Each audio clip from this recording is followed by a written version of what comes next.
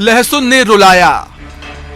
मालवा निमाड़ में लहसुन की बम्पर पैदावार ने किसानों की मुसीबतें बढ़ा दी हैं। कभी 300 रुपए किलो बिकने वाला लहसुन आज 10 रुपए किलो तक बिक रहा है। भाड़ा भी नहीं आया। बम्पर पैदावार। ये पैदावार की मार की वजह से आवक ज़्यादा आएगी। 15 से 20 रुपए किलो से तक का लहसुन है अच्छा, और हल्का लहसुन है 10 से 12 रुपए किलो। अन्नदाता परमार। 1.5 रुपए किलो। 1.5 रुपए किलो। लागत निकली आपकी? कहीं भी नहीं निकली, दाल की भी नहीं निकली। किसान बेहाल, बिचौलिए मालामाल। लहसुन में बाहर बिक्री नहीं होने के कारण भाव कम है इधर। क्या रेट है यहाँ पे? नीचे में तो 1 रुपया, ऊंचे में 30 रुपए, और हाईएस्ट में कोई बढ़िया 40 पर बिक जाता है। बाजार का सितम, रेट रुपये से भी कम। तो महंगाई के इस दौर में 45 पैसे में क्या मिल सकता है? एक चॉकलेट नहीं मिलती, लेकिन एमपी में इतने ही पैसों में किसान की मेहनत बिक रही है, खून पसीना बिक रहा है, उम्मीदें बिक रही हैं, रोजी रोटी बिक रही है, पेट बिक रहा है, भूख बिक रही है। लहसुन प्रदेश के किसानों को रुला रहा है। किसानों को लहसुन की इतनी कम कीमत मिल रही है कि मुनाफा दूर की बात, लागत नहीं निकल रही। किसान बेहाल है। बम्पर पैदावार या मीडिएटर्स की मार, किसानों की इस बदहाली की वजह क्या है?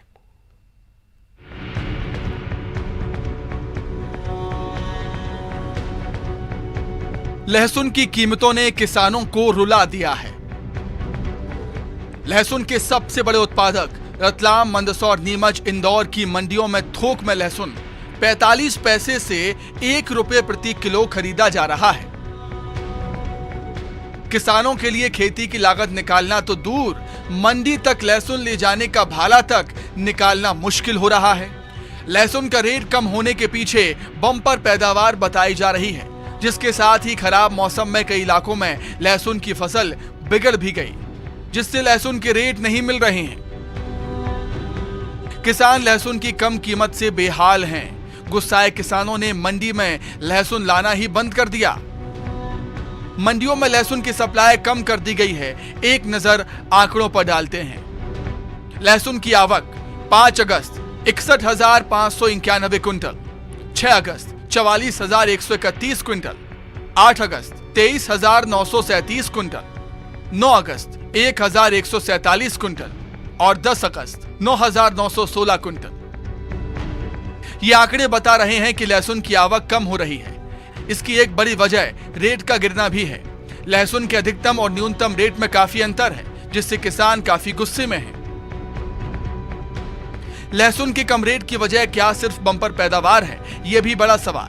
मंदसौर में लहसुन 8,000 रुपए प्रति क्विंटल तक बिक रहा है, जबकि रतलाम में 1 से 5 रुपए किलो तक लहसुन का रेट है। प्रदेश में लहसुन के रेट में इतना अंतर क्यों? कारोबारियों ने कहीं ज्यादा मुनाफा कमाने के लिए तो लहसुन के रेट नहीं गिरा दिए। किसानों के लिए मुनाफा तो दूर, खेती की लागत निकालना भी मुश्किल हो रहा है। खेती को लाभ का धंधा बनाने की बात होती है, लेकिन लहसुन का ये रेट बता रहा है कि किसानों के लिए खेती घाटे का सौदा साबित हो रही है। Bureau report, news 18।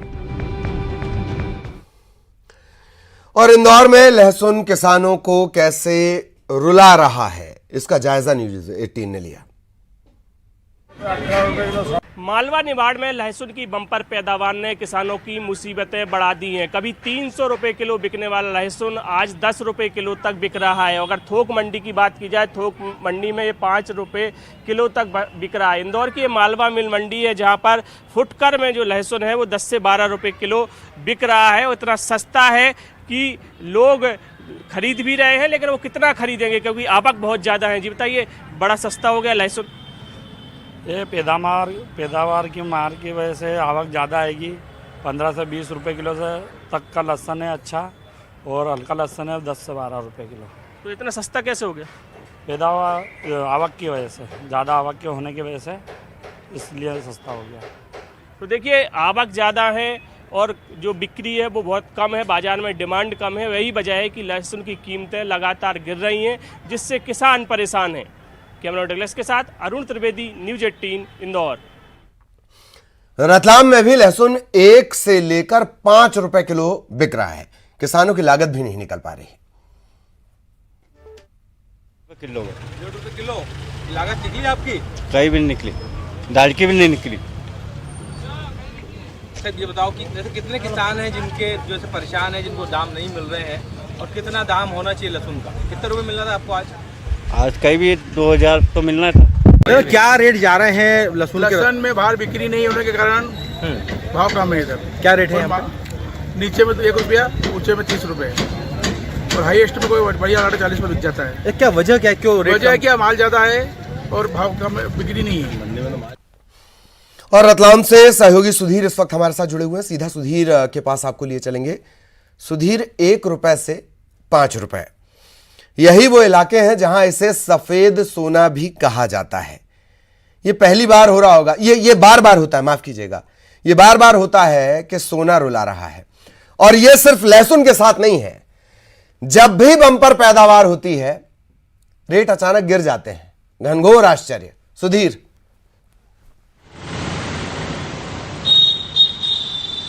जी बिल्कुल, इस बार सफेद सोना रुला रहा है। सिर्फ रतलाम ही नहीं, आसपास के जिलों में भी इसी तरह की स्थिति बनी हुई है। रतलाम मंडी की अगर मैं बात करूं तो कल 1.5 रुपए से लेकर 3 रुपए प्रति किलो यहां पर जो है लहसुन बिका है। यानी आप समझ सकते हैं कि किसान कितना मजबूर है, उसकी लागत भी नहीं निकल पा रही है और ना ही उसका भाड़ा निकल पा रहा है लहसुन की जो फसल है, लहसुन की जो उपज है उसे मंडी तक के लाने के लिए। अगर मैं थोड़ा फ्लैशबैक में जाऊं तो आज से 2 से 3 साल पहले रतलाम मंडी में 10,000, 8,000 से लेकर 10,000 रुपए प्रति क्विंटल तक के यही लहसुन बिका करता था, जिसकी कीमत अब गिरकर 150 रुपए से लेकर 300 रुपए प्रति क्विंटल तक के पहुंच गई है। पहले यह लहसुन का रकबा 27,000 हेक्टेयर था, जो बीते सालों में बढ़कर 30,500 हेक्टेयर तक के पहुंच गया। यही वजह है कि लहसुन का रकबा तो बढ़ा, लेकिन इसकी डिमांड कम हो गई, जो एक्सपोर्ट था वो कम हो गया। और यही वजह है कि अब जो है लहसुन के दाम औंधे मुंह गिर गए हैं। और इसी के साथ ऐसा नहीं है कि सिर्फ रतलाम में इस तरह की स्थिति है, आसपास के जिलों में भी इसी तरह की स्थिति देखने को मिल रही है। किसान कहीं लहसुन की फसल जला रहे हैं तो कहीं पार्वती नदी में लहसुन की फसल को फेंकने के लिए मजबूर है। किसानों की डिमांड है कि सरकार लहसुन का एमएसपी तय करे, जिससे किसानों को राहत मिल सके, क्योंकि 1 बीघा में करीब 15 से 18 क्विंटल का लहसुन के उत्पादन होता है और लागत आती है 10,000 रुपए प्रति बीघा। लेकिन उतनी लागत भी अभी रतलाम के किसानों की नहीं निकल पा रही है। यही वजह है कि किसान एक बार फिर से इस सफेद सोने को लेकर परेशान है और आखिर करे तो क्या करे। किसानों के पास अब कोई ज्यादा बड़ा रास्ता दिखाई नहीं दे रहा है। उम्मीद अब सरकार से है और अब देखना यह है कि आखिर सरकार इन किसानों को किस तरह की राहत देती है। जी ललित जी, इस तमाम जानकारी के लिए इतिहास भी सुधीर ने बताया और वर्तमान क्या है ये आपने रिपोर्ट में देखा।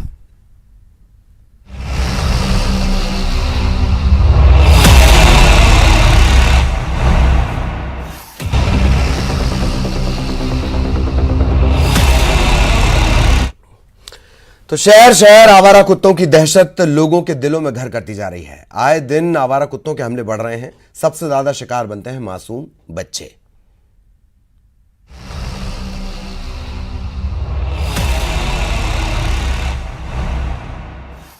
भोपाल में आवारा कुत्तों ने एक और मासूम पर हमला किया। 7 साल की बच्ची को आवारा कुत्तों ने बुरी तरह जख्मी कर दिया। बच्ची को अस्पताल में भर्ती कराया गया। सिर्फ वो बच्ची ही नहीं बल्कि उसका पूरा परिवार दर्द और सदमे से गुजर रहा है। इस बड़ी घटना के बाद दावा किया जा रहा है कि नगर निगम ने आवारा कुत्तों से निपटने के लिए एक्शन प्लान तैयार कर लिया है। 2 महीने में एनिमल बर्थ कंट्रोल सेंटर बनाया जाएगा, जहां रोजाना करीब 150 कुत्तों की नसबंदी की जाएगी। लेकिन सवाल यह है कि ऐसे बयान तो हर घटना के बाद आते हैं और फिर होता कुछ नहीं। भोपाल की पुरानी घटनाओं पर नजर डालें तो सिर्फ 2022 में आवारा कुत्तों के काटने की 5 बड़ी घटनाएं अब तक सामने आ चुकी हैं। 2 जनवरी को 4 साल की बच्ची पर हमला, 23 जनवरी को 7 साल की बच्ची पर हमला,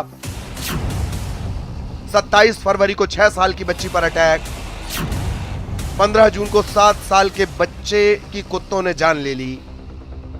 इनमें से हर घटना के बाद कुछ दावे किए गए, लेकिन एक के बाद एक घटनाएं होती रहीं। सवाल यह है कि आखिर क्यों एनजीओ को नसबंदी के लिए पैसा दिया जाता है जबकि कुत्तों की आबादी बढ़ती जा रही है। कि एनजीओ अगर कुत्ते की नसबंदी करने का काम कर रहा है, उसको पैसा प्राप्त हो रहा है। अगर 5 महानगरों में पिछले 5 वर्षों में 19 करोड़ रुपए की राशि खर्च हुई थी, तो ये देखने का काम नगर पालिका, नगर निगम और नगर परिषदों के उन अधिकारियों का है।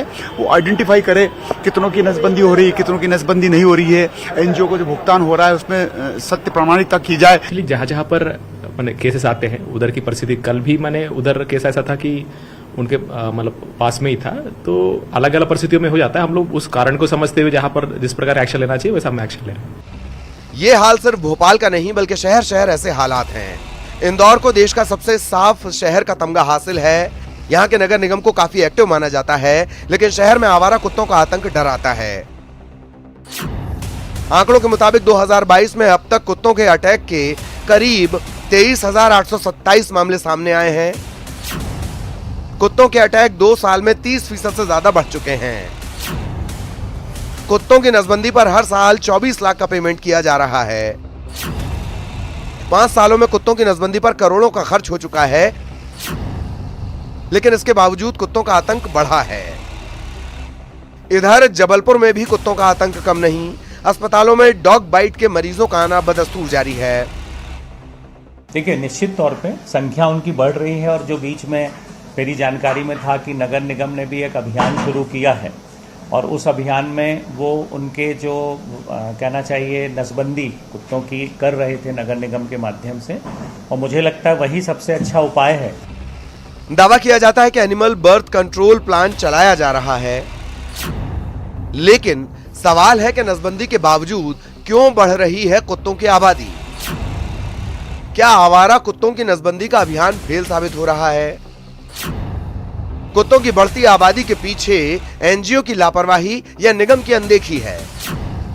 सबसे बड़ा सवाल, क्या आवारा कुत्तों के आगे नगर निगम बेबस है? आम लोग आवारा कुत्तों के आतंक से परेशान हैं, लेकिन रात हो या दिन उनकी दहशत कायम है और हालात ढाक के 3 पात हैं।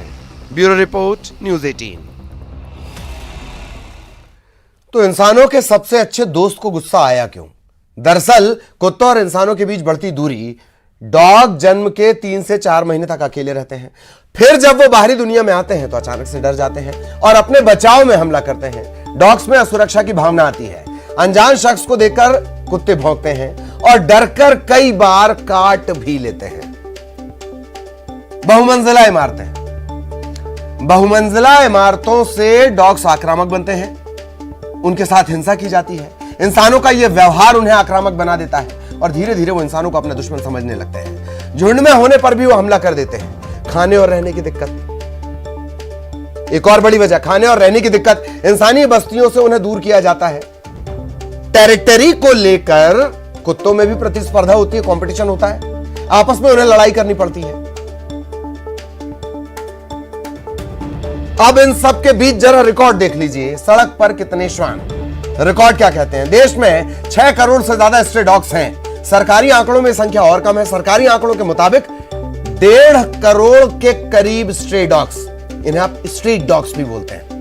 मध्य प्रदेश की बात कर ली जाए, 10 लाख से ज्यादा स्ट्रे डॉग्स हैं, जबकि छत्तीसगढ़ में तकरीबन 5 लाख स्ट्रे डॉग्स हैं। इंदौर में किस तरह की स्थितियां कुत्तों के चलते हो रही हैं, सहयोगी अरुण ने इसका जायजा लिया। देश के सबसे स्वच्छ शहर इंदौर में भी कुत्तों के काटने के मामले लगातार बढ़ते जा रहे हैं और इनकी संख्या रोज 100 के ऊपर पहुंच गई है। यानी कि 100 से ज़्यादा लोगों को ये आवारा कुत्ते अपना शिकार बना रहे हैं।